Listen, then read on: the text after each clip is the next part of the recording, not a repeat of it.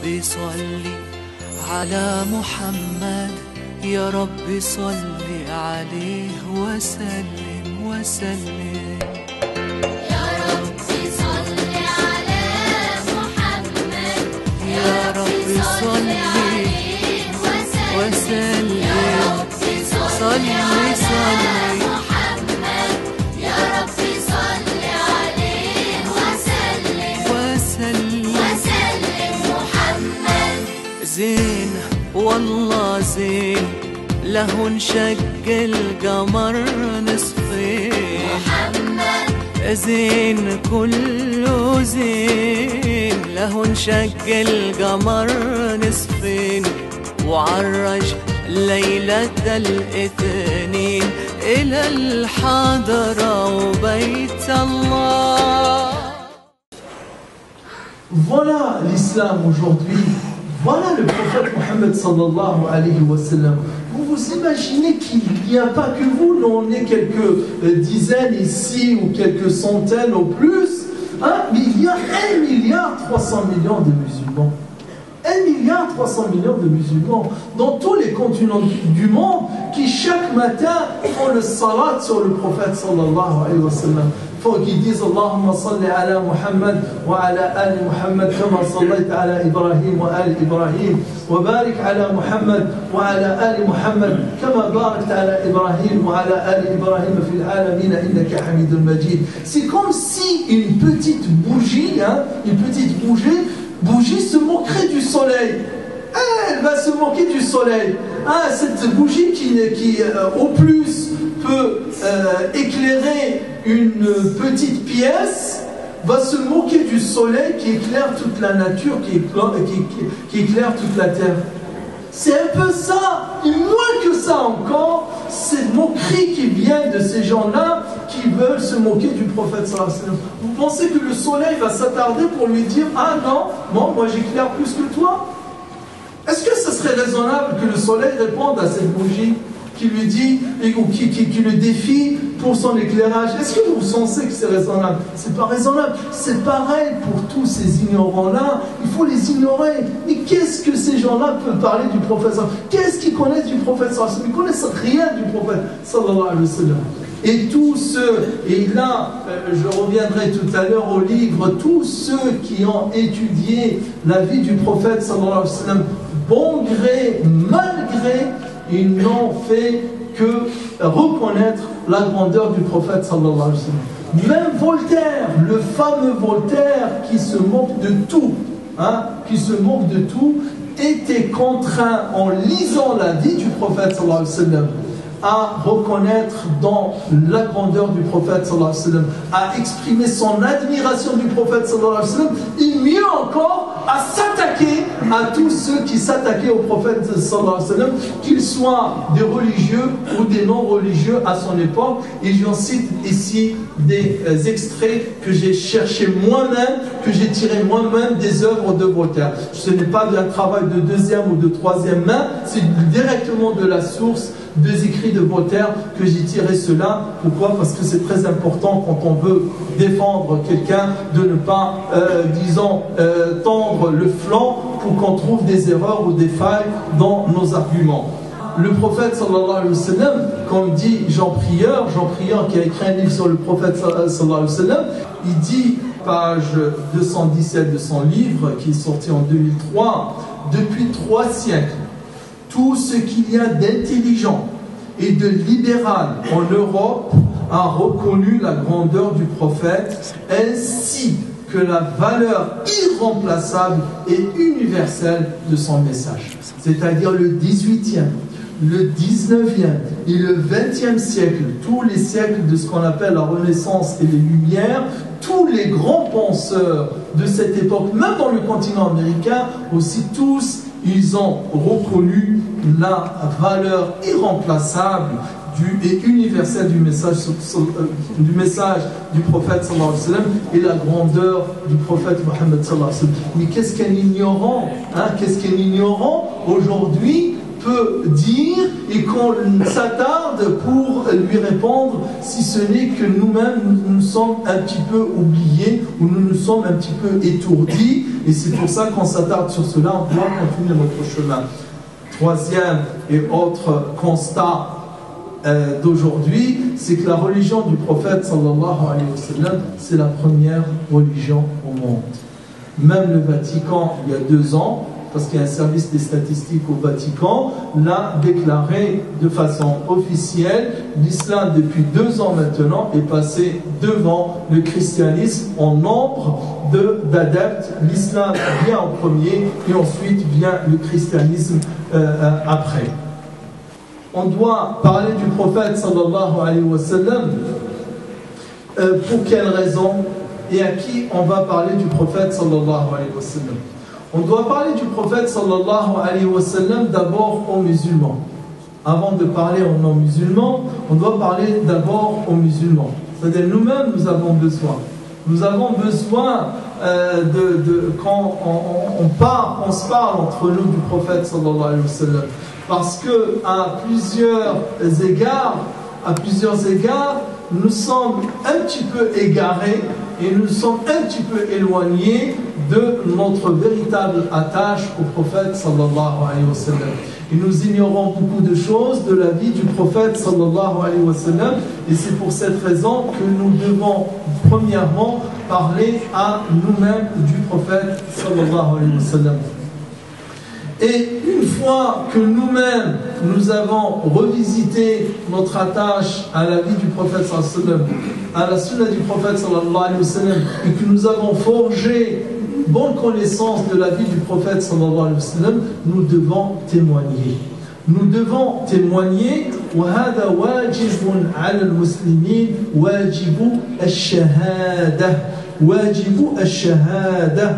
النبي صلى الله عليه وسلم في حجة الوداع لما أنهى عليه الصلاة والسلام خطابه، خاصة الخطاب الذي قام به النبي صلى الله عليه وسلم وألقاه على الحجاج في عرفة، كان يقول عليه الصلاة والسلام: ألا هل بلغت؟ فيقول الناس نعم، فيرفع إصبعه عليه الصلاة والسلام من السماء ثم يخفضه فيقول: اللهم فاشهد. ثم يقول: ألا هل بلغت؟ يقولون نعم، فيقول: اللهم فاشهد. فيقول: ألا هل بلغت؟ يقولون نعم، فيقول: اللهم فاشهد. وقال صلى الله عليه وسلم: فليبلغ الشاهد منكم الغائب. Donc le prophète sallallahu alayhi wa sallam a fait que les gens de son vivant sallallahu alayhi wa sallam témoignent qu'il a bien accompli sa mission sallallahu alayhi wa sallam. Dans ce pèlerinage qu'on appelle le pèlerinage d'adieu, devant 40 000 personnes, le prophète sallallahu alayhi wa sallam, quand il a fini son prêche, il a pris à témoin les gens, il leur a dit: ai-je accompli la mission qu'Allah m'a chargé de prêcher et de diffuser? Ils ont dit oui. Et là, le prophète sallallahu alayhi wa sallam levait le doigt vers le ciel et le retournait vers les gens et dit: oh Allah, sois témoin. Et à 3 reprises, il a fait cela. Et à la fin, il a dit que les gens qui sont présents transmettent à ceux qui sont absents. Et nous, par la grâce d'Allah, tous les enseignements dont nous disposons aujourd'hui, c'est entre autres grâce à ces hommes-là, grâce à ces femmes-là qui étaient présents autour du prophète sallallahu alayhi wa sallam et qui nous ont transmis cela. Et les musulmans doivent aujourd'hui ce témoignage. Pour quelle raison? Et ça aussi, un autre point qui me semble important et sur lequel j'aimerais que votre attention soit attirée. Quel est, s'il y a un point sur lequel nous tournons, bien que que les musulmans, ce point-là est comme un leitmotiv, c'est le point autour duquel on tourne le plus, que nous répétons le plus, que nous récitons le plus dans nos dévotions et dans nos adorations. C'est bien sur le Fatiha. Plus que toute autre dua, plus que toute autre invocation, plus que toute autre dhikr, c'est la chose qui revient le plus. Et qu'est-ce qu'il y a dans cette sourate de plus important? Et toute la sourate est importante et tout le Coran est important. Il y a cette fameuse conséquence de toutes ces louanges. A'udhu billahi minash shaitanir rajim. Bismillahir rahmanir rahim. Alhamdulillahi rabbil alamin. Ar-Rahman, Ar-Rahim, Maliki, Yawmiddin. Tout ça, c'est quoi? Ça ne fait que nous rapprocher d'Allah Ta'ala, exprimer notre reconnaissance d'Allah Ta'ala, notre connaissance d'Allah Ta'ala, qu'il est digne des louanges, et ces louanges-là, nous les chantons, et ces louanges-là, nous les récitons. Ensuite, pour arriver Maliki Yawmiddin, Iyyaka na'budu wa iyyaka nasta'in, tout ça, c'est des faits. Iyyaka na'budu wa iyyaka nasta'in, Ihdina as-sirata al-mustaqim. Et tout tourne autour de ça. Tout tourne autour de ça, ce sirat al-mustaqim, qui par la grâce d'Allah Ta'ala, c'est le sirat dans lequel la communauté de Muhammad sallallahu alayhi wa sallam se trouve. Mais il ne suffit pas d'être sur ce sirat al-mustaqim, ou de penser ou de croire qu'on est sur ce sirat al-mustaqim, parce qu'on est guetté par deux autres voies qui risquent de nous dévier, qui risquent de nous égarer, qui risquent de nous faire éloigner de cette voie droite. Et ces deux voies-là, elles sont en permanence avec nous. En permanence avec nous. Et jusqu'à la fin des temps, elles sont toujours avec nous. Et c'est pour ça qu'Allah Ta'ala dit Ihdina as-sirata al-mustaqim, sirata alladhina an'amta alayhim. Ce sirat-là, c'est le sirat de ceux qu'Allah Ta'ala a comblé de ses bienfaits, qui sont, comme il est cité dans Surat Al-Nisa, min alladhina an'amta alayhim min al-nabiyyina, was-siddiqina, was-shuhada'i, was-salihina, wa hasuna ulaika rafiqa. Cette voie-là, c'est la voie des prophètes, c'est la voie des véridiques, c'est la voie des martyrs, et c'est la voie des compagnons du prophète sallallahu alayhi wa sallam. Mais attention, c'est pas fini, le plus important arrive. Ghayril maghdubi alayhim waladdallin. Nous avons une chance, nous les musulmans. Nous avons une très très grande chance. Et pour cette raison qu'on doit rendre grâce à Allah Ta'ala matin et soir. On doit remercier Allah Ta'ala. C'est que nous sommes ici aujourd'hui, comme nous l'avons été nos prédécesseurs avant, et nous avons du recul par rapport à deux voies, lesquelles, ces deux voies, ont toutes les deux dévié de la voie droite. Vous comprenez ce que je dis?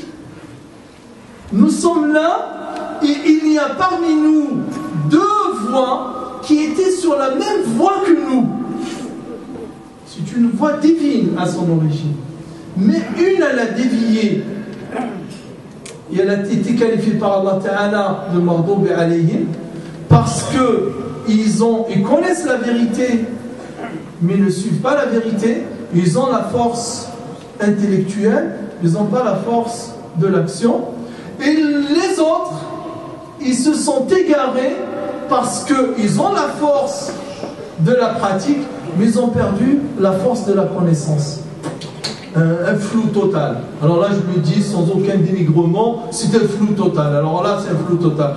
Surtout quand ils viennent nous donner des leçons de raison, de rationalisme et de science, alors là, ils peuvent se lever plutôt que ce qu'ils ont l'habitude de faire pour venir nous donner des leçons de science ou de rationalisme, ces gens-là. Donc là, on a cette chance. On a cette chance. Et ceux qui aujourd'hui ont cette chance, ils ont le devoir. Ils ont le devoir de porter le témoignage à l'humanité. L'humanité a aujourd'hui besoin de connaître le message du prophète sallallahu alayhi wa sallam. Et ce message du prophète sallallahu alayhi wa sallam, s'ils ne l'apprennent pas, s'ils ne le connaissent pas par le biais des musulmans, qui va leur parler du prophète sallallahu alayhi wa sallam? Il faut que les gens, qu'on leur parle du prophète sallallahu alayhi wa sallam, car c'est le dernier messager qu'Allah subhanahu wa ta'ala a envoyé. Allez, les gens veulent suivre Moussa. Qu'est-ce que les gens connaissent de Moussa? Ils ne connaissent rien. Des petites choses. Et les gens veulent suivre Isa. Ça y est, Isa, malheureusement, on l'a divinisé. On l'a rendu Dieu. On l'a divinisé, on a dit aux gens, vous ne pouvez pas suivre Isa parce que lui, c'est un Dieu. Et les gens, ils ont besoin d'un humain à suivre. Les gens, ils ont besoin d'un humain à suivre. Et cet humain-là, c'est le prophète Mohammed sallallahu alayhi wa sallam. Et il a toutes les caractéristiques humaines, mais les qualités les plus parfaites qu'un être humain peut atteindre. et c'est pour cette raison qu'on doit parler du prophète sallallahu alayhi wa sallam. Donc, pourquoi parler du prophète sallallahu alayhi wa sallam? Parler du prophète sallallahu alayhi wa sallam parce que les gens ont besoin de cela. Si nous ne parlons pas du prophète sallallahu alayhi wa sallam, nous les musulmans, c'est d'autres qui vont le faire. Il ne faut pas l'oublier cela. Si les musulmans ne parlent pas du prophète sallallahu alayhi wa sallam, c'est d'autres qui vont le faire. Et là, montre un exemple, vous allez voir quelques exemples. Il n'y a pas une année où il n'y a pas un grand magazine, Historia ou l'Express ou un autre qui ne sort pas un hors-série consacré au prophète sallallahu alayhi wa sallam. Donc ce numéro sur Mahomet, la fin des idées reçues, alors qu'on ne fait que, c'est bien ce qui vient dans la communication, et dans la communication, c'est qu'on vous dit la fin des idées reçues. C'est-à-dire comme si eux, le but de cette publication, c'est de faire tomber les préjugés et de faire tomber les idées reçues. Alors qu'on ne fait en réalité, que rajouter une ou deux couches d'autres idées reçues. Mais bon, c'est comme ça. Donc la tromperie et le rôle, sinon ils ne vont pas dire que nous voulons accentuer les idées reçues sur le prophète et les préjugés, ils vont dire le contraire. Donc, montre la diapo suivante. Ça aussi, c'est un autre numéro de l'Express, paru en 2009, le choc Jésus-Mahomet. On ignore ces gens-là. Il faut savoir que c'est des gens qui se moquent complètement et de Jésus et de Mahomet. Mais ça leur plaît bien à ces gens-là de mettre en conflit, de mettre en antagonisme et de mettre, disons, dans des situations de combat et de conflit entre Jésus et Mahomet. Jésus et Mahomet ne sont que des frères. Jésus et Mahomet ne sont que deux maillons d'une même chaîne. Jésus et Mahomet, Mohammed sallallahu alayhi wa sallam, ne sont que deux briques d'un même édifice. Ne sont que deux briques d'un même édifice. Le prophète sallallahu alayhi wa sallam dit dans un hadith: Mathali wa mathalu nabiyyin min qabli kamathali rajulin bana baytan fashayyadahu wa jammanahu وترك موضع لبنة فكان الناس الذين يطيفون بها يتعجبون منها ويقولون لولا أن تلك اللبنة أكملت فأنا تلك اللبنة صلى الله عليه وسلم يقول وأنا خاتم النبيين. Donc le prophète sallallahu alayhi wa sallam dit mon exemple, c'est-à-dire ma position par rapport au prophète qu'Allah a envoyé. C'est comme une personne qui a bâti une maison, il l'a embellie et il l'a décorée et il a laissé un endroit de cette maison vide, une brique qui est à l'angle, il l'a laissé vide. Les gens qui venaient visiter cette bâtisse, cette maison, ils s'émerveillaient quand ils visitaient cette maison, elle était belle, bien bâtie, etc. Ils s'émerveillaient, ils disaient: oh, quelle est belle cette maison, si seulement la brique qui manquait au coin, à l'angle, était finie. Et dit le prophète sallallahu alayhi wa sallam: c'est moi cette brique-là et c'est moi le sceau des prophètes. Donc les prophètes ici, le prophète sallallahu alayhi wa sallam, il se met par rapport aux autres prophètes, comme tous ces prophètes-là étaient tous un ensemble de briques avec lesquelles a été bâtie une seule et même maison, qui est la maison de la prophétie et la maison de la religion. Donc il ne faut pas chercher à monter les uns contre les autres, le prophète contre Isa alayhi salam, car ça ne marche pas. Le prophète sallallahu alayhi wa sallam n'est venu que pour poursuivre et corriger ce que les gens ont déformé et ce que les gens ont falsifié de la religion de Isa alayhi salam. Ça aussi, vous vous souvenez, donc ce fameux numéro, l'Occident face à l'islam, c'était en 2011 après la votation en Suisse sur les minarets. Donc on a eu droit en France notamment à quelques-unes de magazines et nous avions même eu droit à une tribune de l'ex-président dans le journal Le Monde, dans lequel il nous donnait des leçons. Il nous disait, écoutez, on vous a accueillis, restez tranquilles, respectez les accueillants, parce que nous vous avons accueillis, nous sommes les accueillants, et vous êtes les accueillis, et les accueillis doivent respecter les accueillants. Alors voilà, donc vraiment, comme on dit, c'est donc l'hôpital qui se moque de la charité. Je ne sais pas qui est accueilli, qui est accueillant, si c'est lui qui a été accueilli ou c'est lui qui nous a accueillis. Hein, depuis quand il est français, depuis quand les musulmans sont français? Si on fait le calcul, on trouve que les musulmans étaient déjà, les Français étaient, beaucoup étaient déjà musulmans, étaient déjà français, 3 ou 4 générations avant que son père à lui ne devienne français. Un autre numéro, un hors-série spécial du prophète sallallahu alayhi wa sallam, les dernières découvertes, le message du Coran, les héritiers, etc. C'est pour dire que ça parle du prophète sallallahu alayhi wa sallam, que nous les musulmans ne parlons ou nous ne parlons pas, les gens ne vont pas attendre qu'on vienne leur parler du prophète sallallahu alayhi wa sallam. Ils ne vont pas attendre que nous écrivons sur le prophète sallallahu alayhi wa sallam, parce qu'ils le font, et c'est pour cette raison qu'on doit le faire nous-mêmes, parce que quand on le fait nous-mêmes, on le fait à bon escient et on le fait comme il se doit. Si c'est les autres qui le font, ils le font à leur manière, ils le font comme ils veulent eux. Maintenant, comment parler du prophète sallallahu alayhi wa sallam aujourd'hui? À mon sens, il y a 4 points importants sur lesquels on doit insister quand on parle du prophète sallallahu alayhi wa sallam. Ces 4 points, le premier paradoxalement et tout simplement, c'est l'humanité du prophète Mohammed sallallahu alayhi wa sallam. Que le prophète était un humain. Et ça, c'est très important. C'est très important. J'en ai cité une des raisons tout à l'heure. C'est parce que les gens, si on leur parle de quelqu'un qu'ils ne sont pas capables d'imiter, c'est qu'on leur parle de quelqu'un qui n'est pas, qui a des qualités ou qui a des caractéristiques surhumaines, il devient, disons, inimitable. Il devient inimitable, on ne peut pas l'imiter. Allah, dans le Coran, quand il répond aux kuffars qui disaient pourquoi Allah n'a pas envoyé d'ange, فَقَالُوا لَوْلَا أَنْ بَعَثَ اللَّهُ مَلَكًا رَسُولًا وَقَالُوا لَوْلَا أَنْ بَعَثَ اللَّهُ مَلَكًا رَسُولًا. Donc les kuffars, ils se demandaient, ils disaient pourquoi Allah n'a pas envoyé un ange comme messager? Pourquoi Allah n'a pas envoyé un ange comme messager? Allah pouvait bien envoyer un ange comme messager. Et là, ce serait vraiment quelqu'un de différent. Il aura tous les égards d'un ange et on doit le respecter et le porter en révérence pour ses caractéristiques angéliques. Mais Allah, il leur répond. Il leur dit وَلَوْ بَعَثْنَاهُ مَلَكًا لَجَعَلْنَاهُ رَجُلًا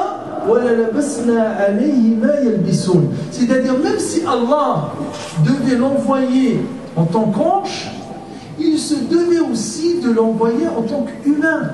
Parce qu'un ange et un humain, il ne peut pas dire à l'humain, suis-moi.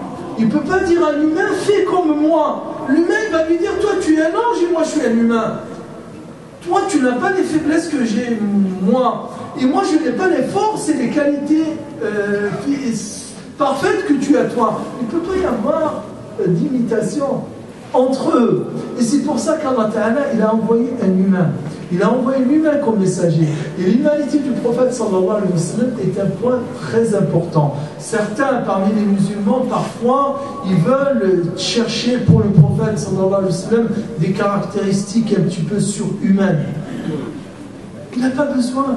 Il n'a pas besoin, le prophète sallallahu alayhi wa sallam, qu'on lui attribue des qualités surhumaines. Le prophète, certes, j'en ai parlé tout à l'heure, a réalisé des miracles, il parlait d'Allah, il a fait plus de 8000 miracles, sallallahu alayhi wa sallam. Mais ça n'empêche qu'il est resté humain. Et le prophète sallallahu alayhi wa sallam aimait dire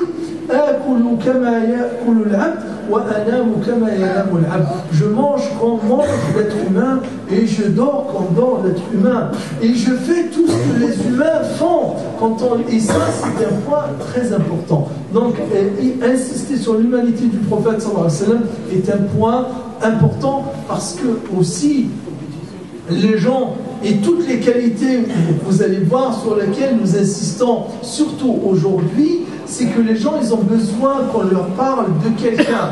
Et ça, c'est quelque chose de très important chez l'être humain.